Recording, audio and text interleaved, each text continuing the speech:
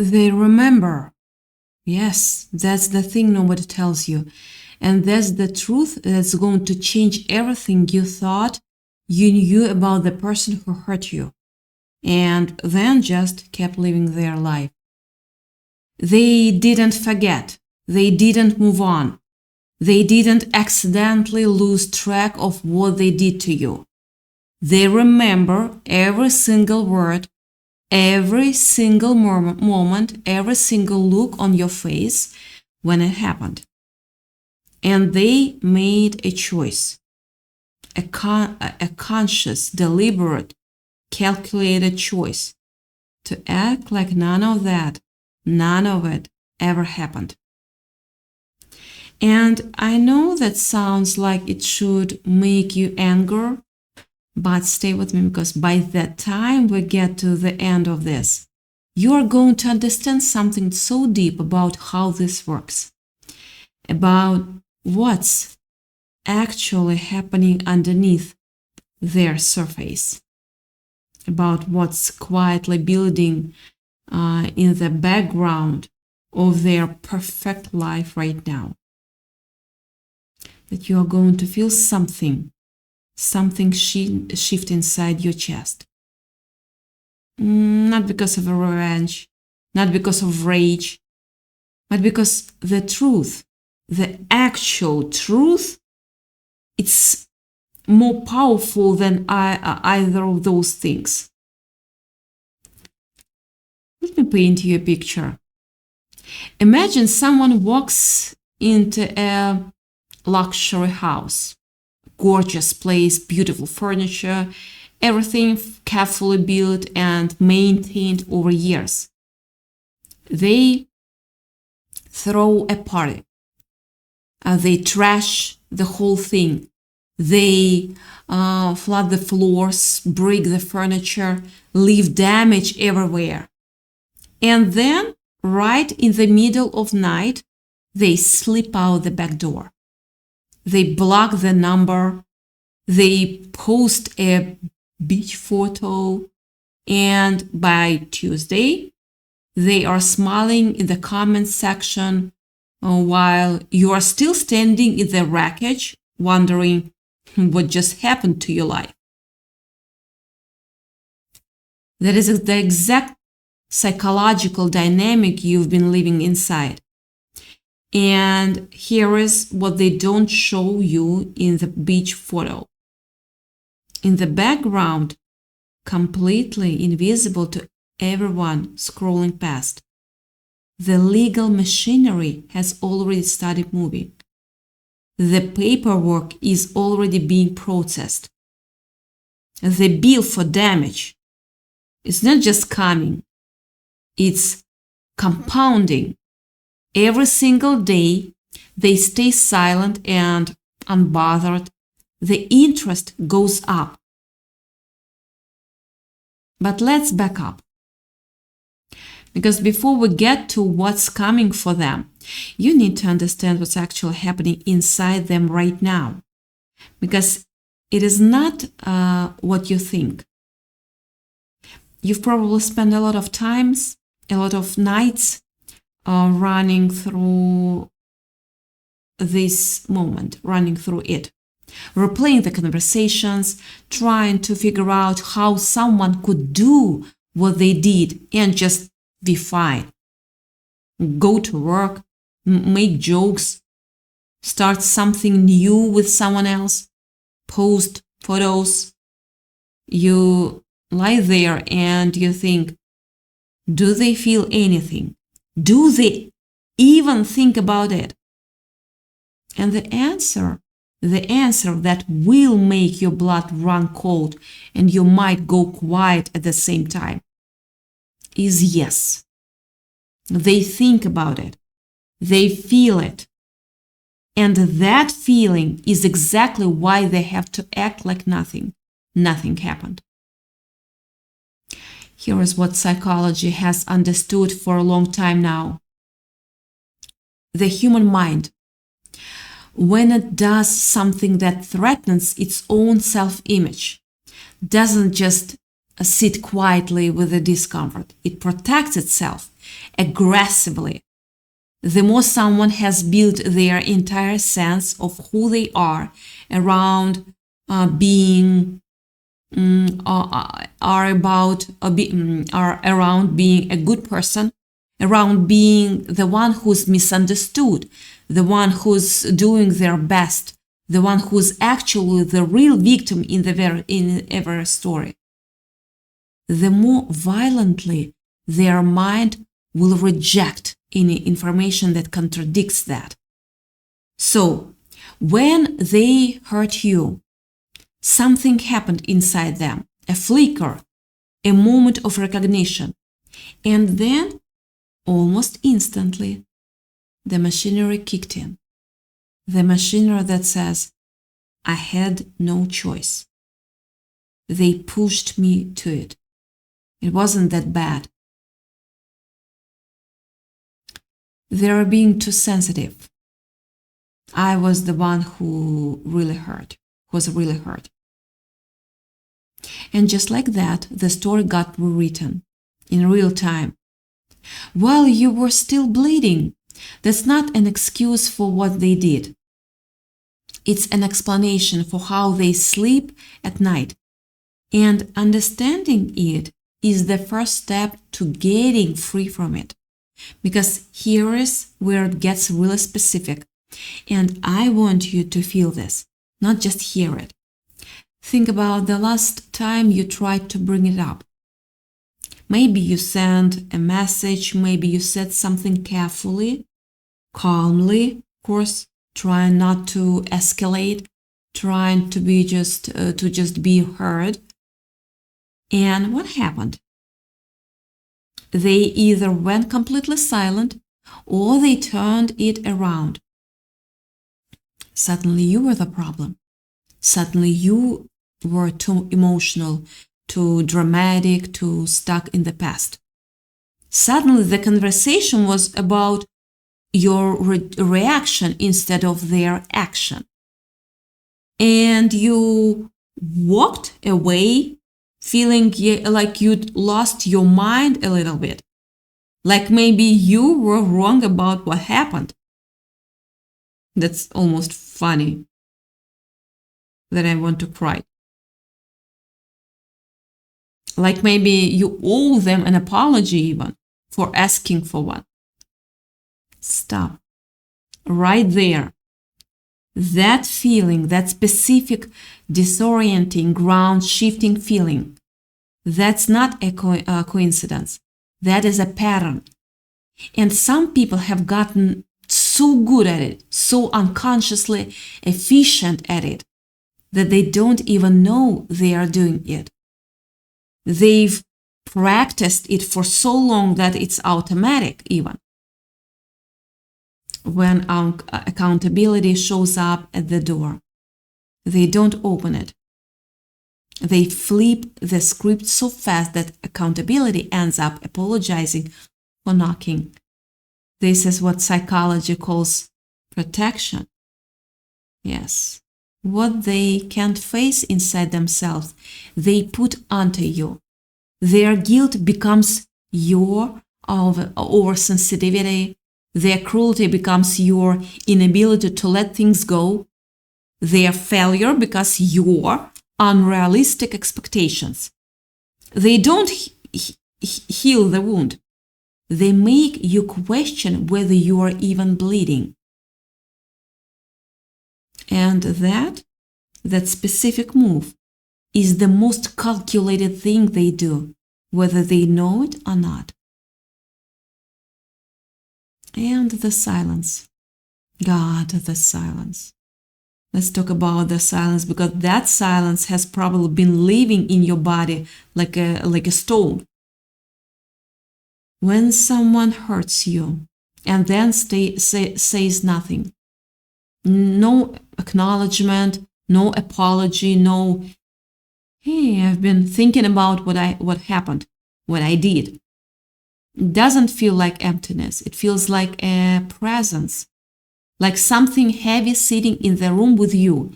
And here's the brutal truth about that silence. It's not passive. It's a power move. Maybe not a conscious one, but a power move nonetheless.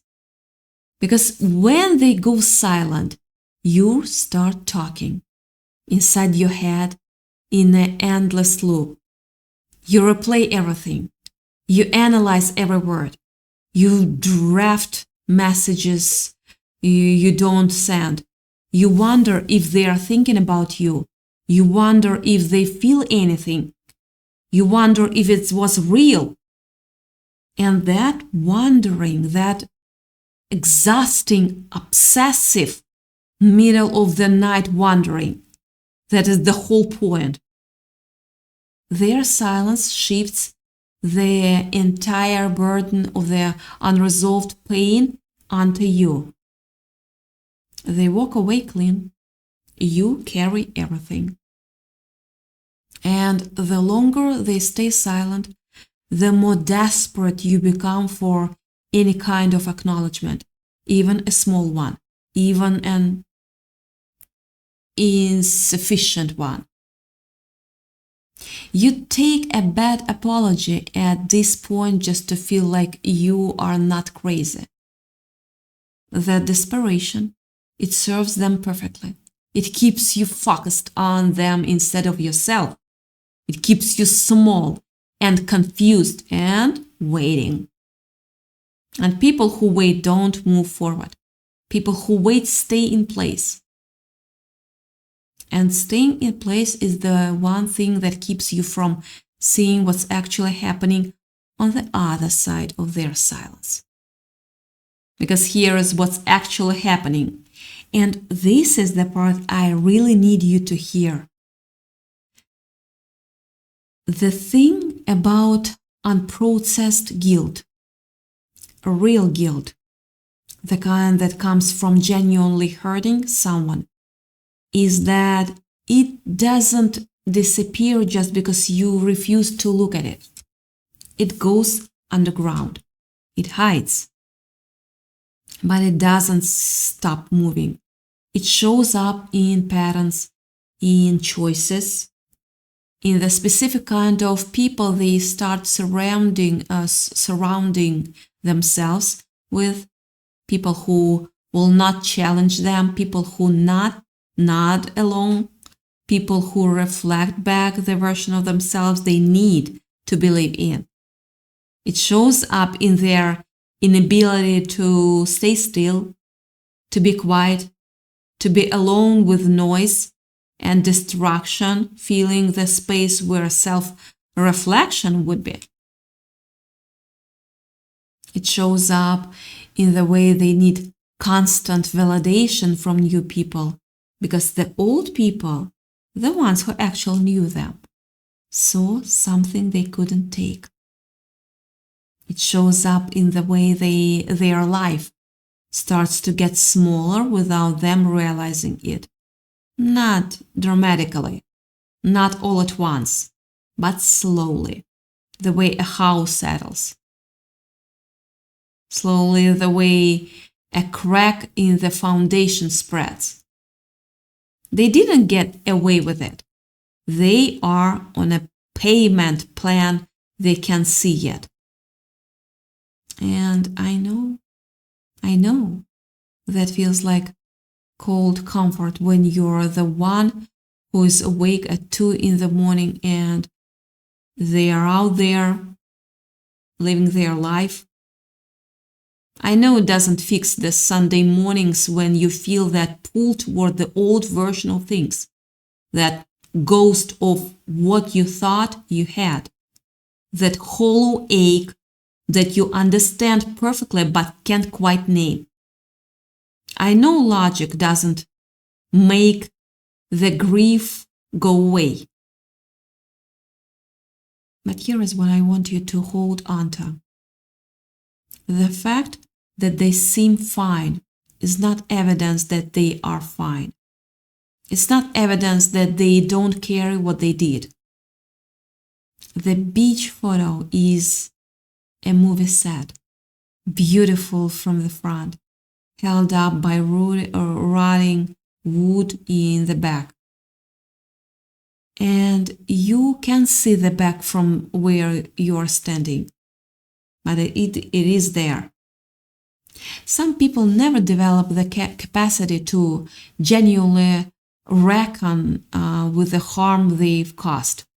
Not because they are monsters, no, but because they hit an emotional ceiling a long time ago and they have never been pushed hard enough or loved honestly enough to grow past it. They can give you excuses, they can give you silence, they can give you deflection and distraction and a very convincing performance of innocence. But they cannot give you genuine acknowledgement, because genuine acknowledgement requires them to hold two things at once: their good intentions and their harmful actions, their love and their capacity for damage, their self-image and the reality of what they did. And that kind of holding, that's psychological integration. Yes, that's emotional maturity. And not everyone has it. Some people are still operating from a place so fragile, so defended, so terrified of their own shadow, that admitting wrongdoing doesn't feel like making a mistake. It feels like ceasing to exist. The apology you never got isn't a reflection of your worth. It's a map of their ceiling. And here is where the real shift happens. The shift from waiting to knowing. Because there is a point where you stop asking, why won't they acknowledge what they did? And you start seeing the answer written into every single thing they do. The people they chose or they choose, the stories they tell, the way they handle any new moment of accountability in any relationship. The pattern repeats. It always repeats. Carl Jung called it repetition compulsion. The unconscious urge to recreate familiar dynamics, even destructive ones, because the psyche doesn't know another way. They will do this again. Not to you. You're already awake to it.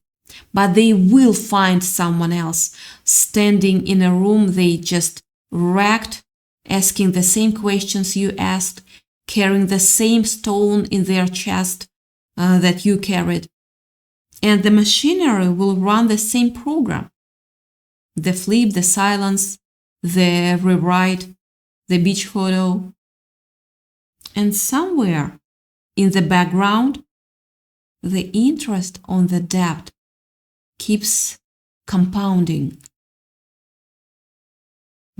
Because here's what I believe. And what I think you already know somewhere deep in your bones. The universe has a ledger, not a dramatic lightning bolt or overnight ledger, a quiet one, a patient one, the kind that moves the way water moves through rock, slowly, invisibly, and with absolute certainty. Karma doesn't have a deadline, but it always has an address. And what that means practically, what that looks like in real life, is that the very patterns they use to protect themselves from accountability become the walls of a smaller and smaller room. The people who not alone start to drift. The performance gets harder to maintain. The empty well they've been drowning from runs drier. The facade that looked so solid, so convincing, so effortlessly, unbothered, it starts to require more and more energy to hold up. And one day, when they finally feel safe, when they've convinced themselves they got away clean, that's when it arrives.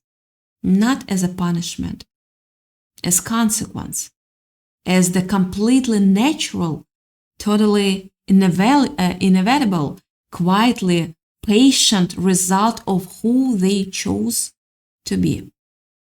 You don't need to throw stones at someone who's already standing on quicksand. You just need to step back and watch the ground do its work. Now, here's the thing about you. Because this whole conversation, everything I've said, it's really about you. You've been doing something this whole time that they have been completely unable to do. You've been looking inside. You've been asking hard questions, not just about them, but about yourself. About what you missed, about what you let go on too long, about what you want to make sure you never accept again. That is the work, that uncomfortable, unglamorous, 2 in the morning work of actually facing what happened and choosing to grow from it instead of around it. That is the thing that separates you from the pattern they are trapped in. They are still dreaming, still looking outside, still projecting, still performing. But you've been waking up. And that process of waking up, as disorienting and painful as it is the most valuable thing that came out of this entire experience. The person who hurt you and acted like nothing happened has taught you something that no comfortable relationship ever could. They've shown you exactly what it looks like when someone chooses their ego or truth. They've shown you what silence, weaponized, feels like from the inside. They've shown you the specific texture of someone who can look you in the eye and rewrite reality. And now you will never not recognize that texture again. They handed you a map of exactly what to walk away from. And that map, the one written in the specific language of your specific pain, that is genuinely priceless. Priceless. Your healing does not depend on their awakening. Your closure doesn't require their consciousness. Your peace doesn't need their permission. You have been waiting for them to give you something that would prove you were not crazy, that what happened was real, that you deserved better. Here's the truth. You already know all of that. You knew it before I said it. You've known it for a while. You've just been hoping they would confirm it. And they will not. Not because it isn't true, but because confirming it would require them to face themselves. And they are not built for that. Not yet. Maybe not ever. So stop explaining your pain to people who profit from not understanding it. Stop carrying the emotional weight of relationships where you were the only one actually doing the work. Stop checking their page, their stories, their updates, looking for evidence of their suffering. Because the most brutal part of how this works is that the reckoning strikes when they finally feel safe.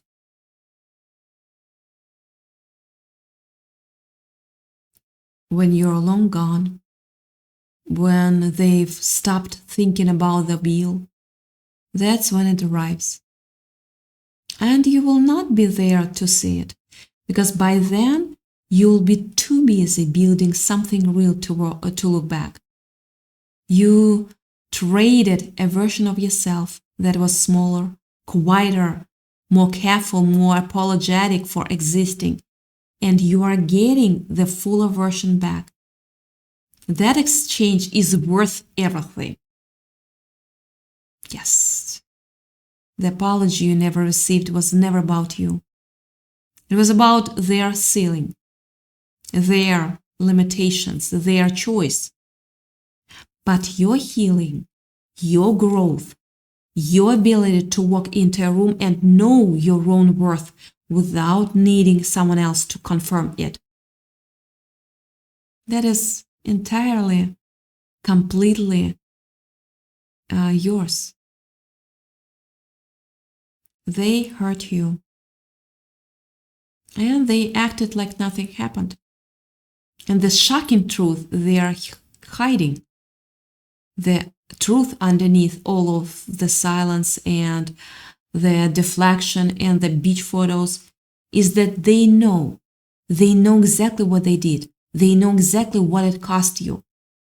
And they live every day inside a version of themselves that made that choice and then refuses to face it. Refused to face it. That is not freedom. That is a cage made of every unprocessed moment they've ever run from. And it gets smaller every year, every day. You're not in that cage. You never were. And now you finally know it.